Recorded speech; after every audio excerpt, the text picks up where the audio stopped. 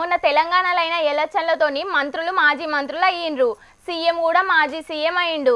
ఇక అధికారంలో ఉన్నోళ్ళు ప్రతిపక్ష పొల్లు అయ్యిండ్రు, ప్రతిపక్ష పొల్లేమో అధికారంలోకి వచ్చిండ్రు. ఇక మాజీలు అయిన వాళ్ళంతా సర్కార్ ఆఫీసులను ఖాళీ చేయాలే కదా.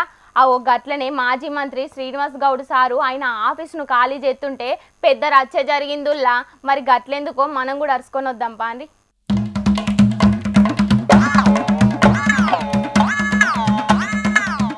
ఆగా సోఫాలు కుర్చీలు అన్ని బండ్లెక్కిచ్చిర్రు కదా. పట్నంలో ఉన్న రవీంద్ర భారతి కాడ జరిగిన ముచ్చటిది. అయితే మాజీ మంత్రి శ్రీనివాస్ గౌడ్ సారు మొన్నటి దాకా టూరిజం సాంస్కృతిక శాఖ మంత్రిగా పనిచేసిండు కదా. ఇక ఇప్పుడు షెయి పార్టీలో అధికారంలోకి వచ్చా. గందికే రవీంద్ర భారతిలో ఉన్న సీనన్న ఆఫీసులో ఉన్న కంప్యూటర్లు, ఫైల్స్, సోఫాలు, కుర్చీలు ఇట్లా అన్ని సామాన్లను ఖాళీ చేసి బండ్లకి ఎక్కిచ్చిర్రు ఆయన అనుచరులు.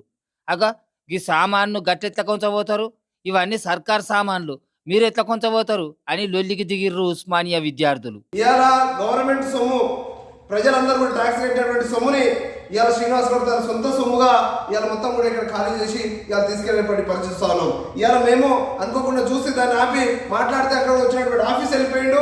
అక్కడ తీసుకొచ్చినటువంటి వెహికల్ ఏమన్నా దానికి ఒక నెంబర్ లేదు, ఎక్కడ తీసుకోబోతున్నారో కూడా తెలియని పరిస్థితి ఉన్నది.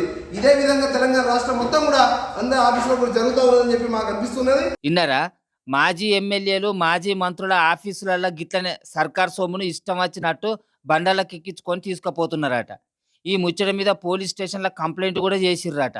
ఇక ఇదే ముచ్చట మీద సిఎస్ శాంతకుమారి మేడమేమో మాజీ లెవెల్ గిట్ల సామాన్లు తీసుకుపోవద్దు, ఏమన్నా సొంత వస్తువులు ఉంటే పర్మిషన్ వచ్చినాకనే తీసుకొని పోవాలి అని ఆర్డర్ వేసింది.